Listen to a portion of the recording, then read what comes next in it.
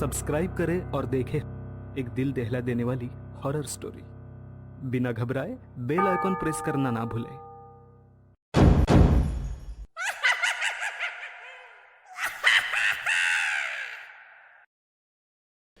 इस कहानी के लेखक है धीरज कुमार सालुंके। रात के 12 बज रहे थे।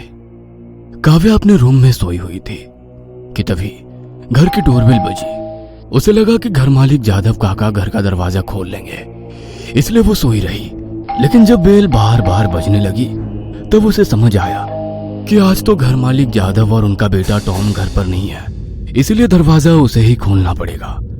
काव्या 2 हफ्ते पहले ही भाग्य विधाता मेंशन यानी वामन जादव के घर पेइंग गेस्ट बनकर रहने आई थी। घर में केवल 3 ही सदस्य थे, वामन जादव, उनका बेटा टॉम और काव्या। वामन जादव 65 साल के बुजुर्ग थे और उनका बेटा टॉम 30 साल का था, लेकिन पागल था। 30 साल का होने के बाद भी वो छोटे बच्चों की तरह बर्ताव करता था। उसे ज्यादातर अपने कमरे में ही रहना पसंद था। जब टॉम 13 साल का था तब उसकी मां के किचन में जलकर मौत हो चुकी थी, इसीलिए घर के काम करने के लिए उन्होंने शांता नाम की नौकरानी रखी हुई थी। खैर, काव्या ने जाकर दरवाजा खोला, लेकिन बाहर कोई भी नहीं था। तभी उसकी नजर जमीन पर पड़े गिफ्ट पेपर पर रैप की गई चीज पर गई। उसने वो चीज उठाई तो उस पर लिखा हुआ था, टू काव्या विथ लव। वो उस गिफ्ट को उठाकर घर के अंदर आई और सोफे पर बैठकर उसने वो गिफ्ट खोला। वो एक पेंटिंग थी जिसे देखकर काव्या डर के मारे कांप उठी, क्योंकि उसमें उसी की पेंटिंग थी। उसका कटा सिर डाइनिंग टेबल की प्लेट में रखा गया था। शरीर के बाकी कटे अंग जैसे कि हाथ पांव भी उसी टेबल पर रखे गए थे। और हैरानी की बात तो ये थी कि वो डाइनिंग टेबल उन्हीं के घर का था। उसने डर के मारे वो पेंटिंग नीचे फेंकी और अपने कमरे में भागी। उसने दरवाजा बंद कर दिया और कांपते हुए ब्लैंकेट ओढ़कर सो गई। काव्या का डर लाजमी था, क्योंकि कुछ 4 दिन पहले उसे ऐसी ही पेंटिंग उसकी स्कूटी पर मिली थी। वो पेंटिंग उसकी बिल्ली की थी, जिसमें वो रास्ते पर कुचलते हुए हालत में खून से लथपथ पड़ी हुई थी। ये देख वो काफी डर गई थी। उसने वो तस्वीर जादव काका को दिखाई। तब काका बोले, अरे यार, डरने की कोई बात नहीं है बेटी। ये तस्वीर जरूर पागल जोसेफ ने बनाई होगी। वो एक पेंटर है और अपनी डरावनी पेंटिंग से इस इलाके के लोगों को डराया करता है। पागल जोसेफ गली में घूमने वाला एक आदमी था। काव्या जब भी रास्ते से गुजरती तो वो काव्या का पीछा करता, उसे घूरते रहता। काका के कहने के बाद काव्या ने उस तस्वीर को नजरअंदाज कर दिया। लेकिन उसके दूसरे ही दिन घर के सामने वाले रास्ते पर काव्या की बिल्ली कुचले हुए हालत में पड़ी थी। उसे किसी गाड़ी ने कुचल डाला था और वो वैसे ही मरी पड़ी थी जैसे उस पेंटिंग में पेंट की गई थी। और अब काव्या की पेंटिंग उसे मिल गई थी, जिसमें उसके शरीर के कटे हिस्से उसके घर के डाइनिंग टेबल पर पड़े थे। उसे डर लगने लगा था कि कहीं वो पेंटिंग सच ना हो जाए। दूसरे दिन सुबह जब काका और टॉम घर पर आए तो काव्या ने उन्हें वो पेंटिंग दिखाई। पेंटिंग देख काका और भी हैरान हो गए थे। डरे हुए काव्या को देख वो बोले, तुम बिल्कुल भी घबराओ मत। मेरे होते हुए तुम्हारा कोई बाल भी बांका नहीं कर सकता। और ऐसे कहते हुए वो पेंटिंग लेकर जोसेफ से मिलने चले गए। शाम का समय था। काव्या अपने काम से घर लौटी थी। जब वो घर के गेट के पास आई तब उसने देखा कि गेट के बगल में वो पागल खड़ा हुआ था। वो काव्या को देख कान पकड़कर माफी मांग रहा था। उसे माफी मांगते देख काव्या का डर निकल गया और वो घर के अंदर चली गई। टॉम लिविंग रूम में सोफे पर बैठे टीवी पर कार्टून देख रहा था। काव्या को देख वो शर्माया और अपने कमरे में चला गया कि तभी डोरबेल बजी। शांता ने दरवाजा खोला तो फर्श पर और एक गिफ्ट पेपर में रैप की गई पेंटिंग उसे दिखाई दी। उसने गेट की तरफ देखा तो वहां पर पागल जोसेफ उसे दांत दिखाकर मुस्कुरा रहा था। शांता ने पेंटिंग अंदर ली और दरवाजा बंद कर दिया। काव्या डर गई, क्योंकि ना जाने उस पेंटिंग में क्या निकलने वाला था। शांता ने गिफ्ट पेपर हटाया और जब पेंटिंग देखी तो हंस पड़ी। उसने वो पेंटिंग काव्या को दिखाई। पेंटिंग में काव्या खुशी से टॉम के गले लगी हुई थी, बिल्कुल उसके गर्लफ्रेंड की तरह। ये देख वो भी हंस पड़ी। ये देखो, ये पागल जोसेफ तो सच में गधा है। भला तुम उस पागल टॉम से क्यों चिपकने लगी?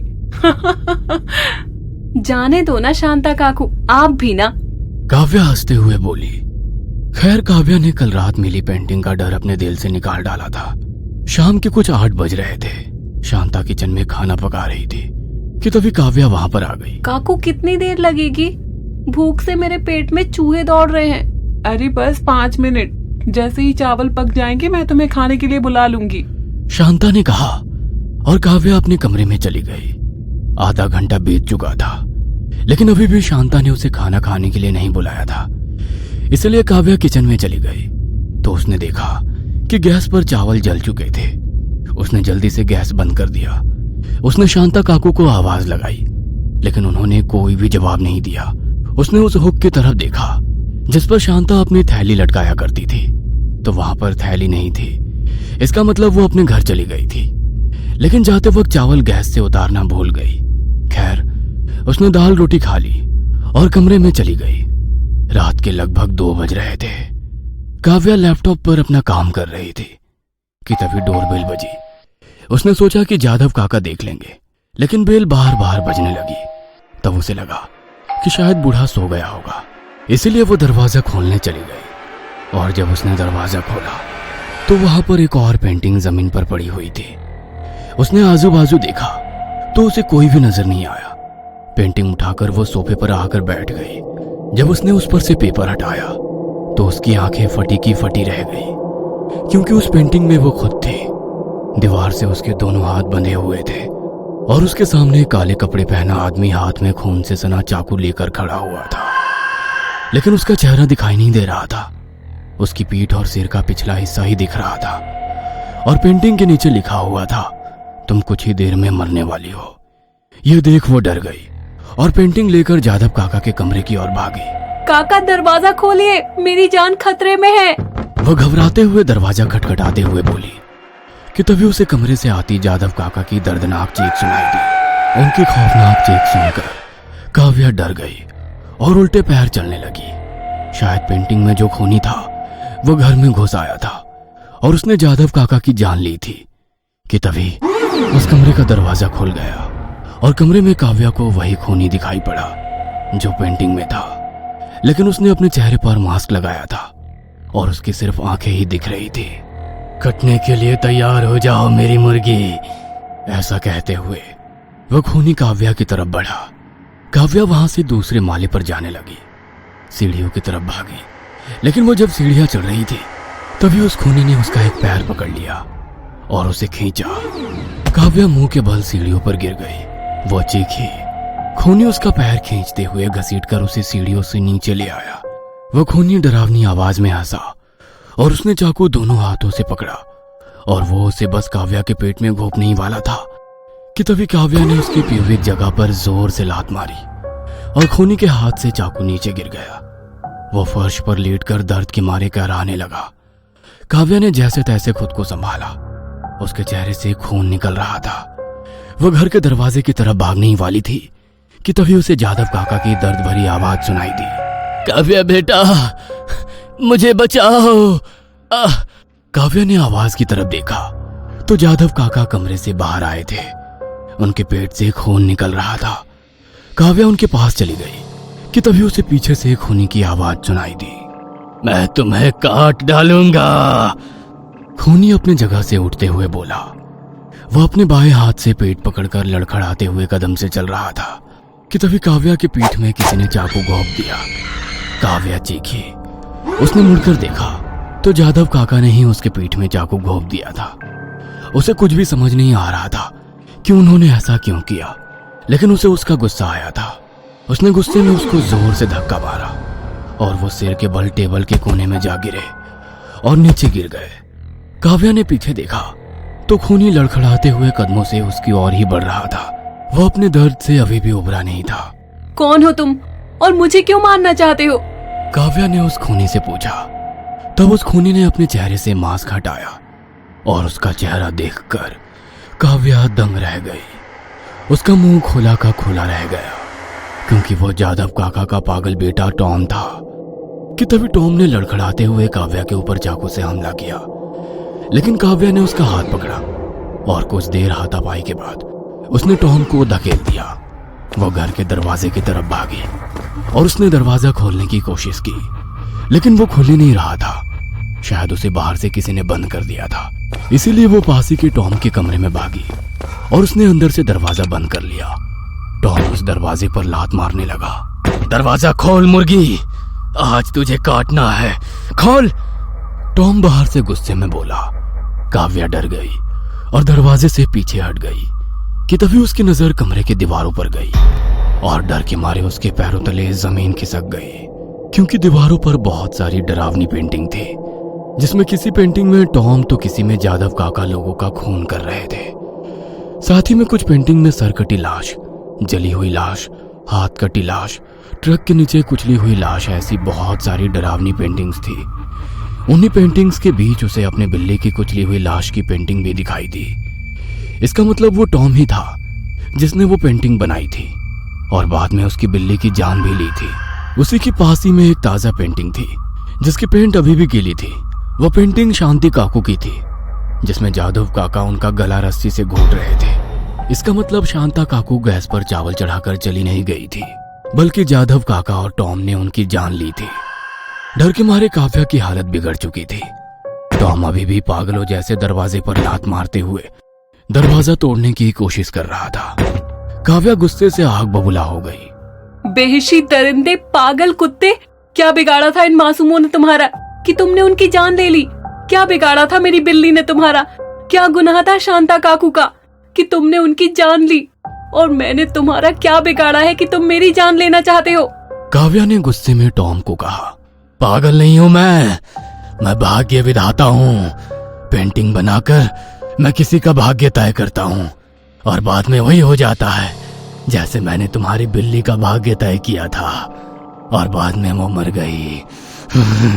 क्या तुम खुद को भाग्य विधाता कहते हो?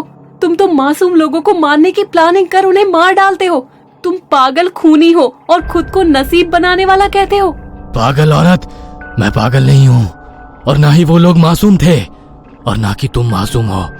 तुम्हारी बिल्ली गंदी थी, किचन में रखा हुआ दूध पी जाती थी और मेरे लिए कुछ नहीं बचता था।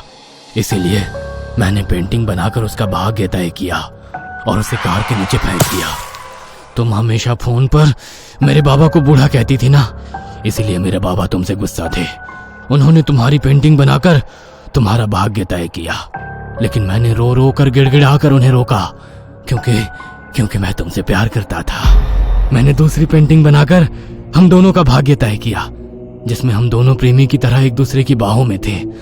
लेकिन शांता और तुम मुझे पागल कहकर हंसे, इसीलिए मैंने शांता का भी भाग्य तय किया और उसे मौत के घाट उतार दिया।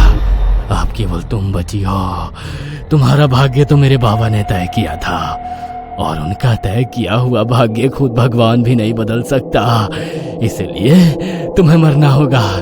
बाबा और मैं तुम्हें काटकर डाइनिंग टेबल पर तुम्हारा कटा सिर, हाथ पैर सजाएंगे।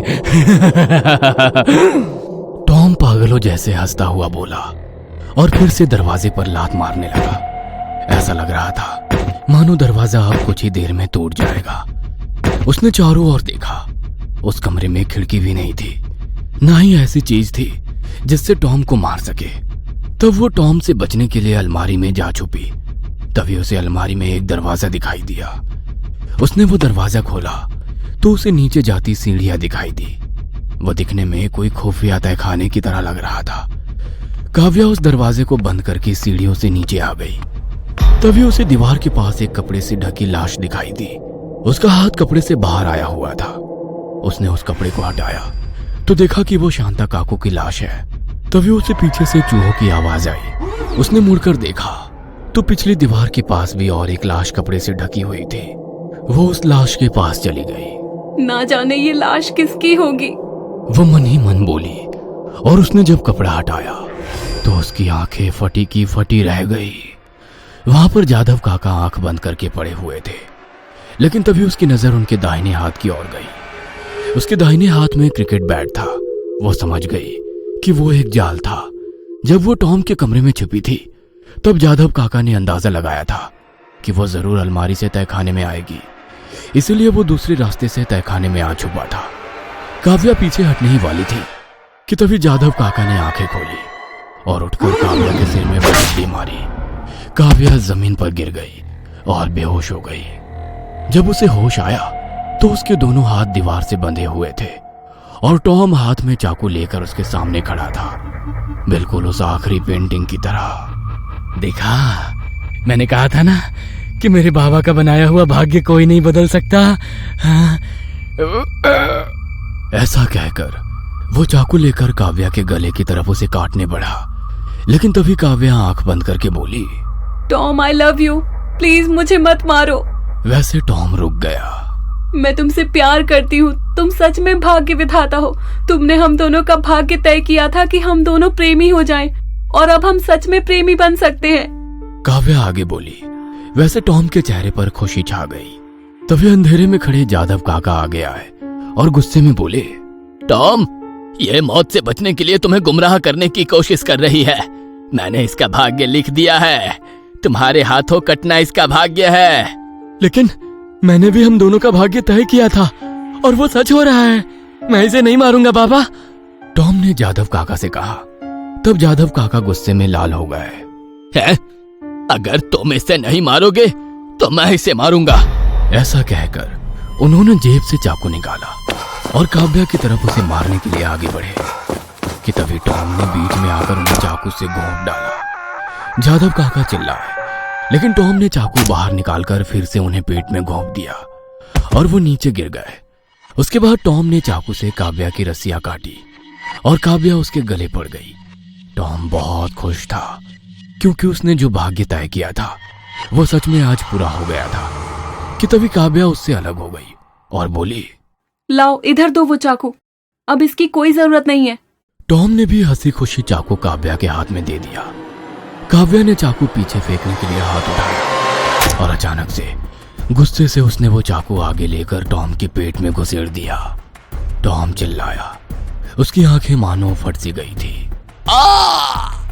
क्यों? कुत्ता जब पागल हो जाता है तो उसे मारा जाता है, काव्या ने कहा और 2-3 बार फिर से उसने टॉम को चाकू से घोंपा। टॉम जमीन पर गिर गया और तड़पते हुए उसने अपनी सांसें छोड़ दी। काव्या ने उन सभी मासूमों का बदला ले लिया था जिन्हें उन पागल चित्रकारों ने मार डाला था। वह तहखाने की सीढ़ियां चल रही थी कि तभी उसे दीवार पर एक और पेंटिंग दिखाई दी जिसमें एक औरत को कुर्सी से बांधा गया था। वो औरत भीगी हुई सी लग रही थी। कुर्सी के बगल में ही एक कैन पड़ा हुआ था और बगल में ही जादव काका जो कि नौजवान थे, उनके हाथ में जलती हुई तीली थी। उनके बगल में ही 13 साल का एक लड़का खड़ा था और हंसते हुए ताली मार रहा था।